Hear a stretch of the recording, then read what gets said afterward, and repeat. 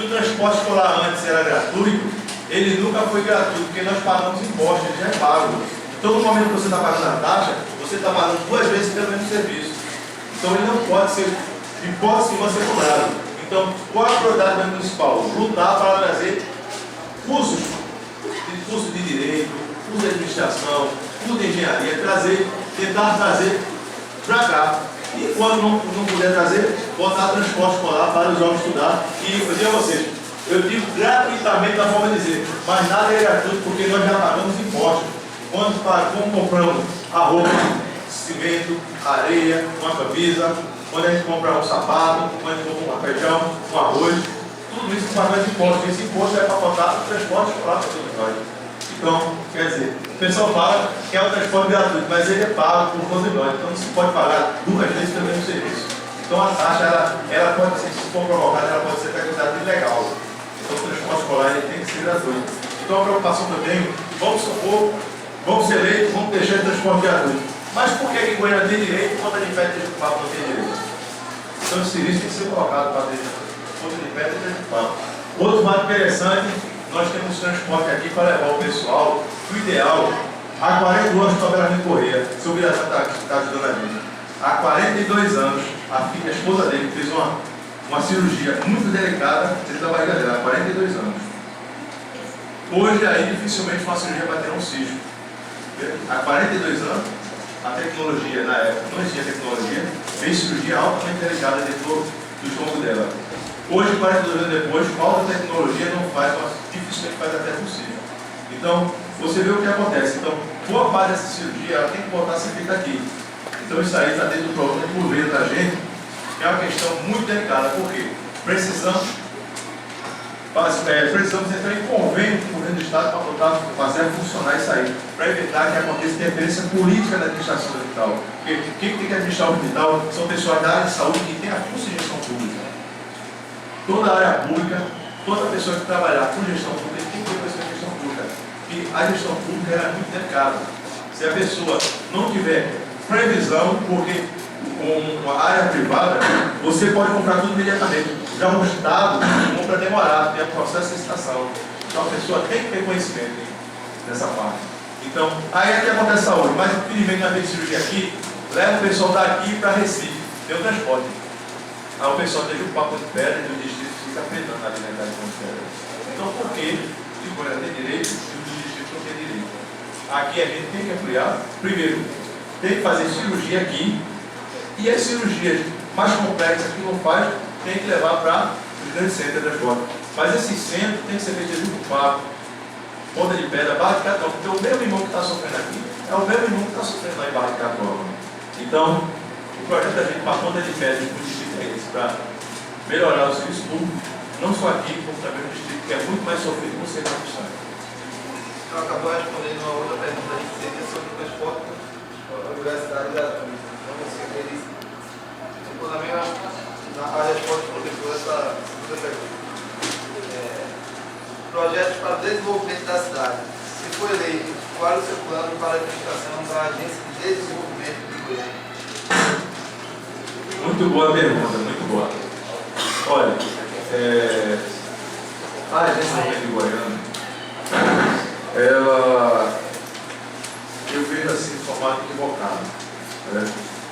A desenvolvimento, pelo que eu vejo, era para ter um período de 2 anos, com uma consulta pública, quer dizer, transparência, para convocar as pessoas, independente de batalha, as pessoas que têm conhecimento, o pessoal do comércio, o pessoal da indústria, fazer uma convocação geral, os técnicos da área, como representante também do poder local, do prefeitura, também é muito importante. E daí, fazer um trabalho de desenvolvimento real. Infelizmente, hoje, se vocês observarem, a Agência de Desenvolvimento atual é de uma forma equivocada. A gente vê ela prestando serviço mais como se fosse questão política. Por exemplo, questão de emprego de pessoas é direcionado para a Agência de Desenvolvimento.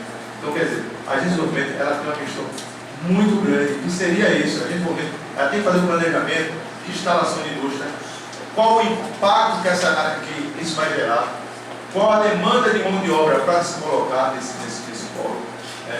Com o aumento da população, como vai ficar a rede de saúde, como vai ficar a rede de educação, como vai ficar a rede de saneamento básico, como vai ficar a área de lazer para essa população, qual será a quantidade, o nível financeiro, o nível econômico dessas pessoas que vão morar nessa localidade. Então, a agência de desenvolvimento precisa disso. Então, a gente chegando na prefeitura, a gente vai fazer um desenvolvimento no qual a sociedade civil organizada vai participar ativamente, principalmente as pessoas ligadas ao comércio, à indústria e as pessoas técnicas da área, para fazer um projeto no qual consiga absorver esse impacto, isso que eu falo, que tem o crescimento econômico. O crescimento econômico é quando chega o recurso, as fábricas, mas tem um desenvolvimento social, que é o quê? É que acompanha a população participativa e posteriormente com o desenvolvimento sustentável. Então, precisamente, então esse é o projeto da gente referente à agência de desenvolvimento. É garantida a sua autonomia para administrar a cidade se eleito desde os apoios do...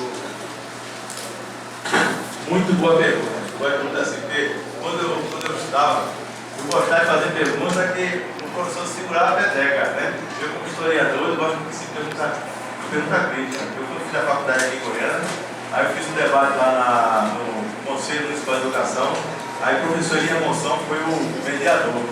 E aí eu disse, olha, eu culpado dessa crítica é o senhor, porque olha, eu só olhei a pergunta pesada e ficava assim, ele olhava assim e tal, respondi. Então isso é muito importante, o senso crítico é muito importante.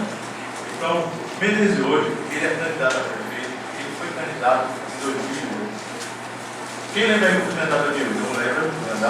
Fui candidato, era um paliozinho pequenininho, que eu dava hora, quase dei propaganda, né? Eu era candidato, o pessoal dizia, Menezes é radical, e tem um ditado de Dalai Lama, ele fala o seguinte: abre o espaço para a mudança, mas não abre a mão dos seus valores.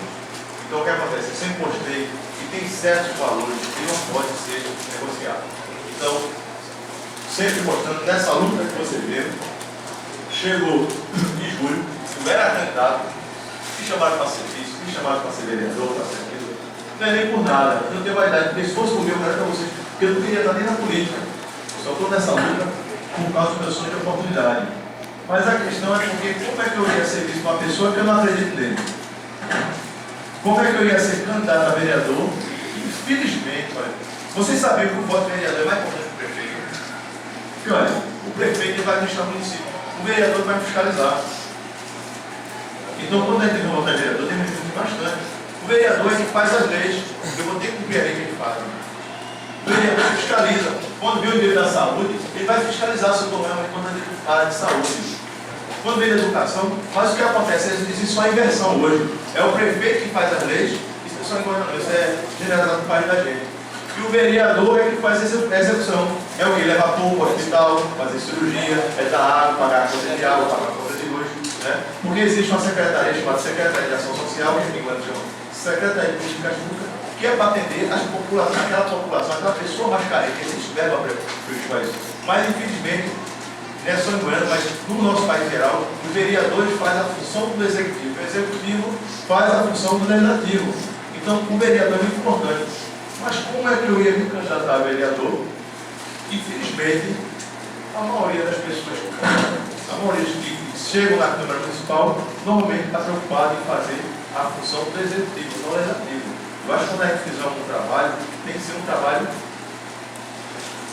concreto, né? Então você vai ser professor, você está aqui para dar aula e repassar conhecimento. Não adianta se preocupar com outras coisas, você se preocupar para repassar o conhecimento como professor. Você pode colaborar e enriquecer toda a área, mas só que só professor aqui. Então, a função do vereador é legislar, fazer leis e fiscalizar o executivo. Então, eu ia ser candidato a vereador, porque infelizmente o pensamento brasileiro não é isso. Então, o que acontece? Sai candidato a prefeito, sempre o pessoal dizia que era radical. Quando chegou no dia 5 de julho, quando chegou no final das convenções partidárias, o ex-prefeito Oswaldo Carneiro Filho desistiu de ser candidato. Me chamou. Eu fui mandado para Menezes. Eu não sou candidato, mas a prefeito. E os demais candidatos têm aí. Eu não quero se aliar a eles. E quero dar apoio político a você. O apoio que eu tenho para fazer é apoio político. onde, inclusive, é uma coisa que está acontecendo muito grande em Goiânia. As pessoas estão aderindo à campanha da gente de uma forma muito grande. Como ele fez, olha, eu vou lhe apoiar, eu não quero nada seu, porque foi Deus que mandou para você. Então aquela estrutura pequena que eu tinha mandado para ele passou, mas o apoio que eu tenho com ele é apoio político. O doutor Edivaldo Soares, que foi ex-prefeito de Goiânia também, ele olhou, viu as propostas da gente, está apoiando a gente. Madalena Diamante, de 9, 10 vereadores, ela é a única oposição ao governo atual, então